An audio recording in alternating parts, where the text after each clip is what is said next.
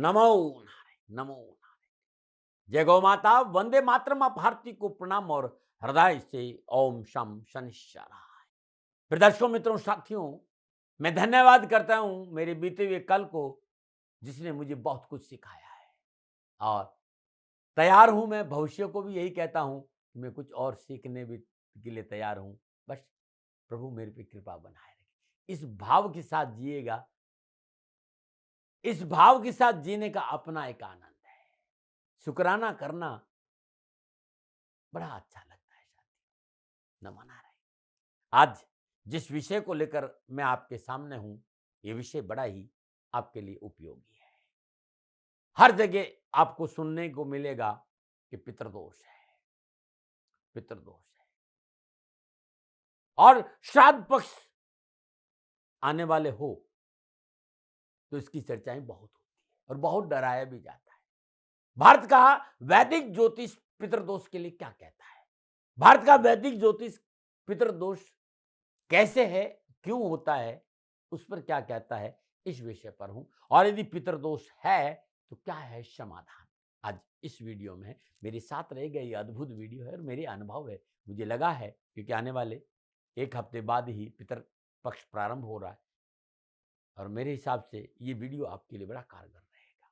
किसी भी जातक की जन्म कुंडली में शनिदेव, राहुदेव और केतुदेव, तीनों में से कोई भी ग्रह लगन भाव, दूसरा भाव, चौथे भाव, पांचवें भाव और नौवें भाव पर प्रतिकूल प्रभाव डालते हो, यानी इनका प्रभाव सूर्यदेव, चंद्रदेव, बृहस्पति देव पर लगन, दूसरे, चौथे, पांचवें और नौवें भाव पर दुष्प्रभाव पड़ रहा है।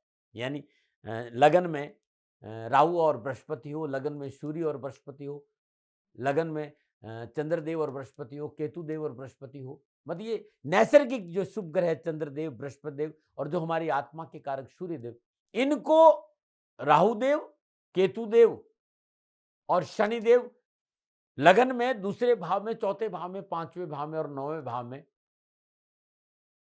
प्रभाव, दुष्प्रभाव डालते हैं तो पितृदोष बन जाता है, जिसे वो भाव प्रभावित हो जाता है।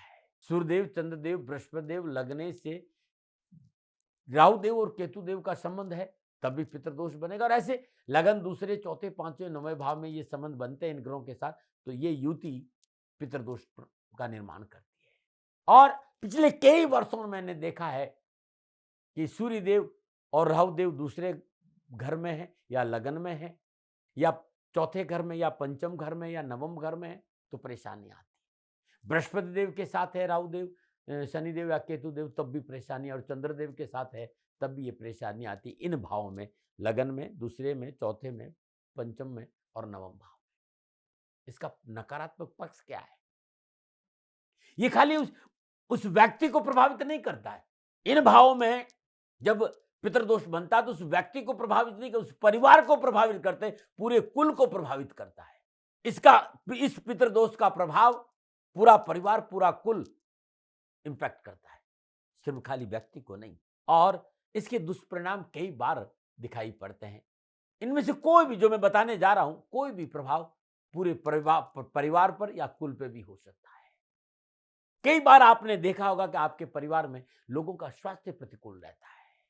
एक बीमार ठीक होता था, दूसरा बीमार पड़ जाता, दूसरा बीमार ठीक होता, तीसरा, घर से बीमारी नहीं जाती है। कई बार यह देखा गया है कि घर के लोगों की आयु लंबी नहीं होती है, अकाल मृत्यु जैसी घटनाएं घटने लगती, बार बार एबॉर्शन होता है, संतान होने में परेशानी आती है, उस घर का वंश ही नहीं चल रहा। कई बार ऐसा भी देखा है। मैं डरा नहीं रहा हूं, इसका प्रभाव बता रहा हूं। आपके संतान को अनावश्यक परेशानियों का सामना करना पड़ता है। आपके संतान की स्वास्थ्य को लेकर बहुत सी उठापटक होती है। हमेशा आपके संतान को बीमारियां घेरे रहती है, या फिर परिवार में, कारोबार में, नौकरी में सदा आर्थिक संकट घिरा रहता है। दरिद्रता आपका पीछा नहीं छोड़ती है। दरिद्रता जोंक की तरह आपसे चिपक गई है और कारोबार में, नौकरी में धनहानि होती है। हमेशा व्यक्ति क्राइसिस में घिरा रहता है, परिवार क्राइसिस में घिरा रहता है। कैरियर में उठापटक है, व्यापार में, नौकरी में बार बार परिवर्तन कर, बार बार नौकरी चेंज करनी पड़ती है, बार बार व्यवसाय चेंज करना पड़ता है। और परिवार में न सुख है, न समृद्धि है, न वैभव है। शत्रु बिना बिना वजह शत्रु बनते और शत्रु परेशान करते हैं और शत्रु से सदा पराजय मिलती है। पारिवारिक और वैवाहिक जीवन अच्छा नहीं रहता है। परिवार के लोग एक साथ नहीं बैठ पा रहे हैं। जीवन साथी के साथ सदा टकराव रहता है। परिवार के लोग आपस में शत्रुगत व्यवहार करते हैं। ईर्ष्या बहुत रहती है लोगों में आपस में। सदा घर में क्लेश, दुख, पीड़ा से घर घिरा रहता है और न घर में बरकत है, न वचन, न शांति है। और कई बार देखा कि व्यक्ति अकस्मात बहुत ऊपर भी चलता है, अकस्मात एकदम नीचे भी आ जाता है। सडन घटनाएं, अकस्मात घटनाएं घटती है परिवार में। इसमें से कोई भी प्रभाव ऐसा है, इसका मतलब है कि आपके लगन में, आपके दूसरे भाव में, चौथे भाव में, पंचम भाव में और नवम भाव में सूर्य देव, चंद्रदेव, बृहस्पति देव, राहु देव, केतु देव, शनि देव से कहीं न कहीं युति बना रहे हैं। क्या करें? तो आज से ठीक 7 दिन बाद श्राद्ध पक्ष प्रारंभ हो रहा है। श्रद्धापूर्वक अपने पितरों की मृत्यु तिथि पर पूजन जरूर करें। पितरों का श्राद्ध करना बहुत जरूरी है। नारायण बलि करिए अपने पूर्वजों के लिए, यह अद्भुत रहेगा। श्राद्ध पक्ष में प्रत्येक राशि वाले लोग, 12 के 12 राशियों की बात कर रहा हूं, प्रत्येक राशि वाले श्राद्ध पक्ष में क्या करें। आपका जो अपना चैनल है ना, गुरु मंत्र में दाती महाराज, मैंने 12 वीडियो अलग अलग डाले इस श्राद्ध के लिए। आप उन वीडियो को देखिए और अपनाइएगा। बहुत अद्भुत उपाय बताए मैंने। इस श्राद्ध पक्ष में हर रोज पितरों के नाम पर तर्पण जरूर करें। लगातार 15 दिन अपने पितरों को प्रसन्न करने के लिए आप उन्हें हर रोज पूजा करें, पुष्प अर्पित करें और पितर गायत्री का जाप करेंगे तो बहुत अच्छा होगा। प्रत्येक अमावस्या के दिन पितरों को तर्पण करें।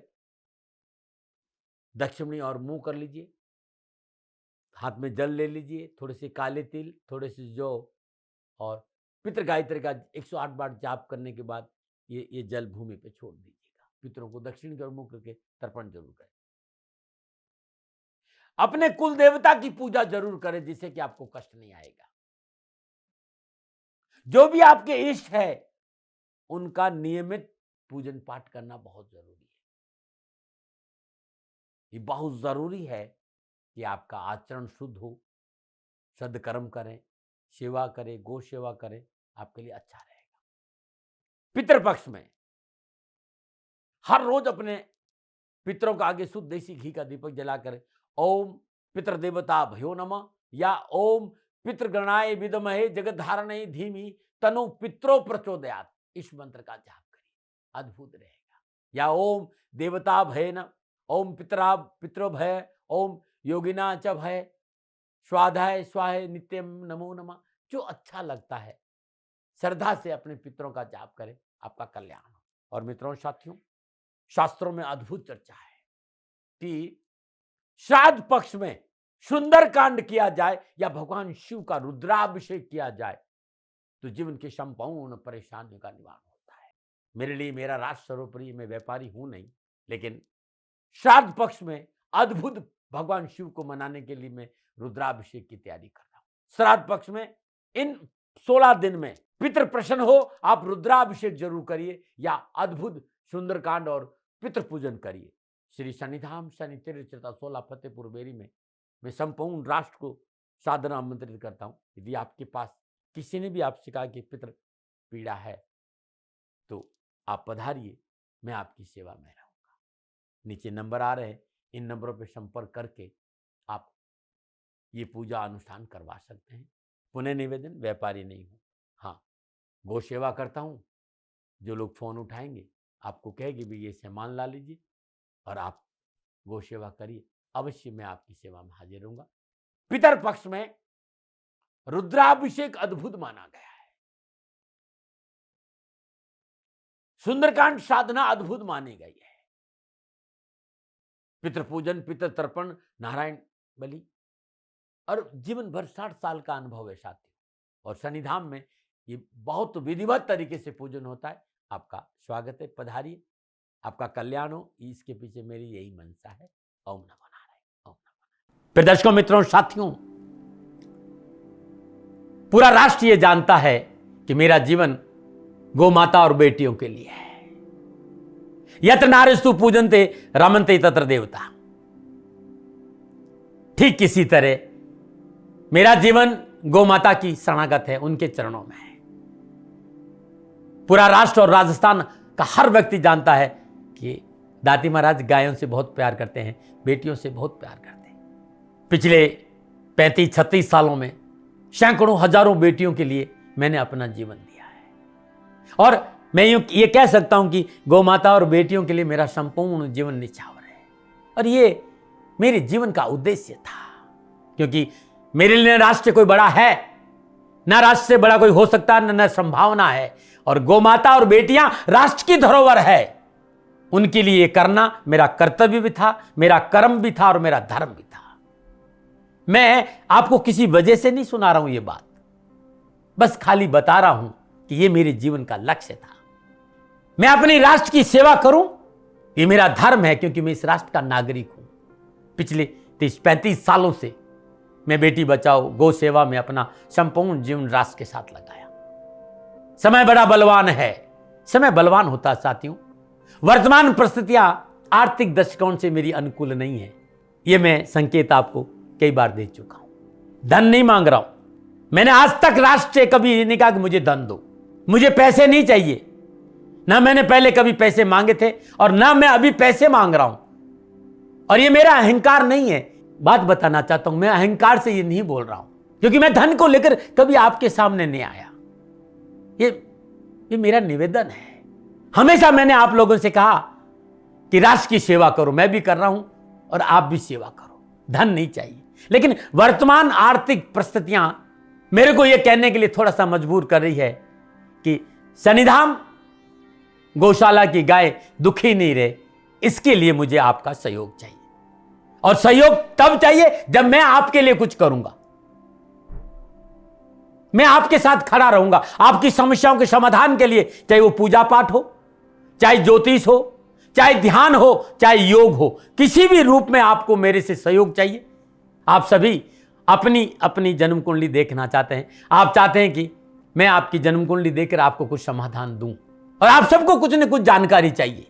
मैं आपके साथ खड़ा हूं, पूरे साल खड़ा रहूंगा, और जब तक जीऊंगा तब तक राष्ट्र के साथ खड़ा रहूंगा। नीचे नंबर आ रहा है, इन नंबरों पर संपर्क करिए और मेरे से बात करिए, लेकिन इसकी एवज में गायों के लिए चारे की व्यवस्था करिए। इसलिए मैंने कहा था कि भाई समय है, दिन है, थोड़ा सा आर्थिक परिस्थितियों को लेकर मैं थोड़ा सा कमजोर हूं, और मेरी गौ माता सन्निधाम गौशाला चारे को लेकर परेशान नहीं हो, ऐसा मैं हृदय लेकर आपके सामने आया हूं। लोगों ने कहा कि राष्ट्र आपसे प्यार करता है दाती महाराज, एक बार राष्ट्र से निवेदन करिए। मैं फिर कहना चाहता हूं, मैं धन नहीं मांग रहा हूं, और ये मेरा अहंकार नहीं, मेरी विनम्र प्रार्थना। साथियों, मेरा राष्ट्र सर्वोपरि है।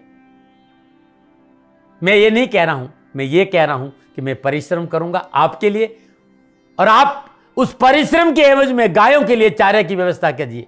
शनि भगवान सदा आपकी रक्षा करेंगे, आपका जीवन सदा खुशियों से भरा रहेगा, ऐसा मेरा निवेदन है। और वे सभी लोग जो सक्षम है, सामर्थ्यवान है, जिन्हें दाती महाराज के ज्योतिषीय समाधान की आवश्यकता नहीं है, उनको मेरा प्रणाम है। और उन सबको मेरा प्रणाम है जो सन्निधाम गौशालाओं को सपोर्ट करते हैं, सेवा में कंधा से कंधा मिलाकर खड़ा रहते हैं। जब से मैंने ये सूचना दी, जब से मैंने ये मैसेज दिया, हजारों लोग सन्निधाम गौशाला के साथ कंधा से कंधा मिलाकर खड़े हैं। उन सबको मेरा धन्यवाद, मेरा आभार, अभिनंदन। हर महीने आप में से बहुत से लोग कुछ न कुछ सन्निधाम गौशाला में सहयोग करते हैं। मैं उन सब के प्रति पुनः एक बार हृदय से अपना आभार प्रकट करता हूं, और ये सहयोग मैं जीवन भर याद रखूंगा। समय ऐसा है, मेरी परिस्थितियां आर्थिक दृष्टिकोण से अनुकूल संकेत नहीं दे रही, इसलिए मैंने राष्ट्र से कहा कि सन्निधाम गौशाला में परेशानी नहीं आए। सरकार सपोर्ट करती है, सरकार की तरफ से जो वो करना चाहती वो करती है, लेकिन उससे पूरा नहीं पड़ता है। सरकार की अपनी सीमाएं हैं साथियों, और उससे पूरा नहीं पड़ता है, और अपनी मर्यादाएं भी और सीमाएं। शासन के पास और बहुत से काम है साथियों। फिर भी मैं शासन का भी धन्यवाद दूंगा जो हमारे साथ वो खड़े हैं। पुनः हृदय से एक बार निवेदन करना चाहता हूं, आपको लगता है कि दाती महाराज के साथ सन्निधान गौशाला में खड़ा रहना है तो नंबर नीचे आ रहे हैं, जरूर सहयोग करिएगा। मेरा कोई दबाव नहीं है, समय काल परिस्थिति के अनुसार दाती महाराज की ये प्रार्थना है। मैं दाती महाराज आपका हूं और आप मेरे हो, मुझे लगा कि आपको कहना देना चाहिए। राशिवासियों, व्यापारी नहीं हूं, समय है आज आपसे कह रहा हूं। और यदि आप अपने आसपास भी जो गायें उनकी भी सेवा करते हैं तो ये भी सेवा मेरे को बहुत खुशी हो, क्योंकि गौ माता दुखी नहीं रहनी चाहिए, बस इस बात का ध्यान रखिएगा। पुनः हृदय से आभार। ओम नमो नारायण।